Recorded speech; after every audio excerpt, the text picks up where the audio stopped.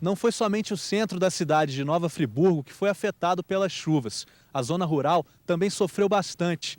Como vocês podem ver, essa plantação foi praticamente destruída. Alguns produtores perderam tudo.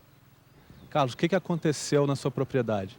Rapaz, aconteceu que acabou tudo. Caiu barreira, a estrada acabou, inundou tudo. A lavoura que eu tinha para colher estragou quase tudo e o que sobrou a gente não consegue tirar. Perdeu, tá tudo estragando lá na roça. Nesta propriedade, a plantação que fica no alto do morro foi preservada, mas embaixo, nas margens do rio, tudo foi perdido. O solo, antes fértil e cheio de vida, virou lama. Em 2011, a gente encontrou aquele cenário de terra arrasada na região serrana, principalmente em Nova Friburgo. E aí o Jornal Futura, ao longo desses 4 anos e meio, mais ou menos, a gente retornou aqui em alguns momentos.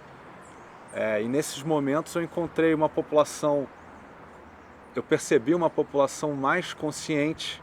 Aquela tragédia, aquilo ali pegou a população e a cidade desprevenida. Acho que o sofrimento da tragédia fez com que o povo se unisse mais. E o povo também está prestando mais atenção na política, em geral, na política do município, na política local. Números oficiais mostram que mais de 900 pessoas perderam a vida em função do desastre ambiental na região serrana. Na Escola Municipal Hélio Gonçalves Correia, que fica no bairro Jardinlândia, 4 estudantes morreram em 2011.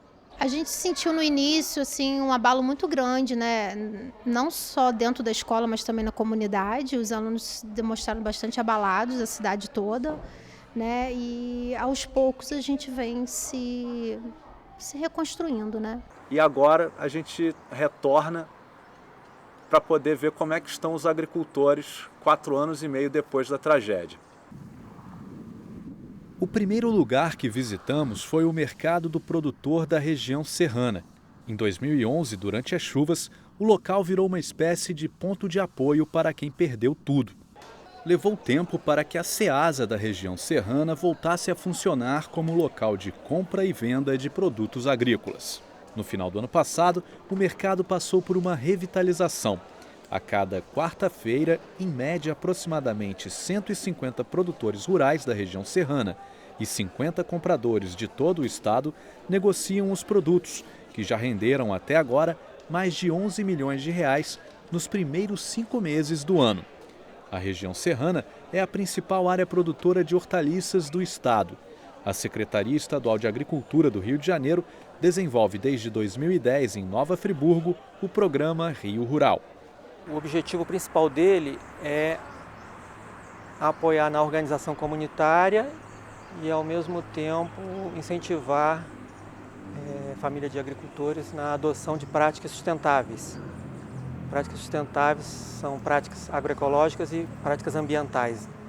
No programa emergencial, no município de Nova Friburgo, 1.095 projetos de recuperação de capacidade produtiva representaram um investimento de mais de 8 milhões de reais.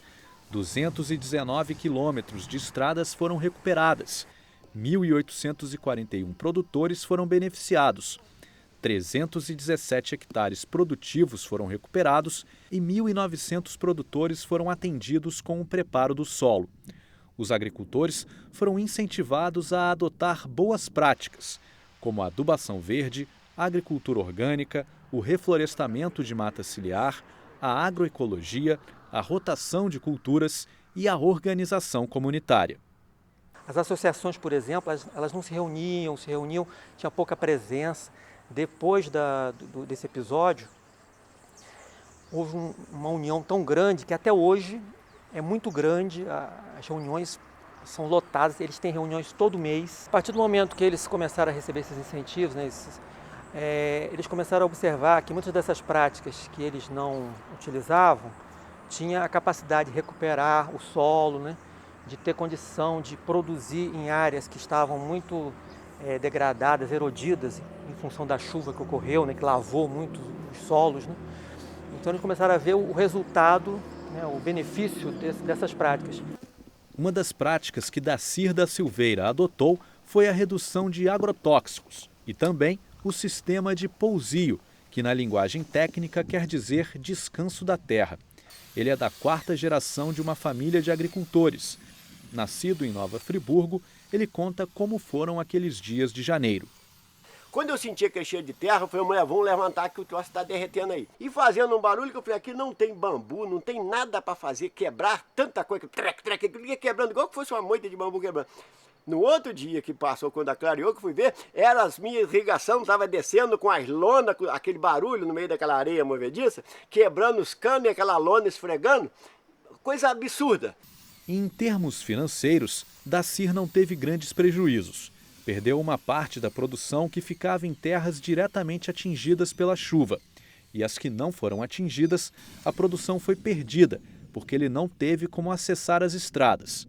Mas o que eu tinha dessa lavoura tinha seguro, o Proagro me ressarciu. Então eu, para te dizer, em prejuízo material foi muito pouca coisa. Depois o governo ajudou muita coisa em outros setores de material e coisa e tal. Teve uma percazinha, mas foi de um ano. No segundo ano já estava tudo resolvido, não foi nada absurdo. Comigo, graças a Deus, não foi não.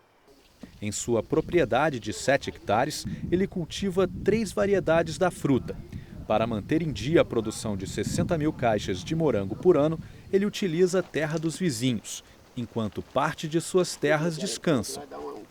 Desde o final do ano passado, Dacir tem experimentado o plantio suspenso. Aqui é igualzinho injeção na veia. 1 milímetro a mais ou a menos, você perde a produção todinha. Perto dali fica a propriedade de Johnson. Em 2000, ele resolveu mudar de vida. Decidiu colocar a mão na terra, virou agricultor e se mudou com a família para Nova Friburgo.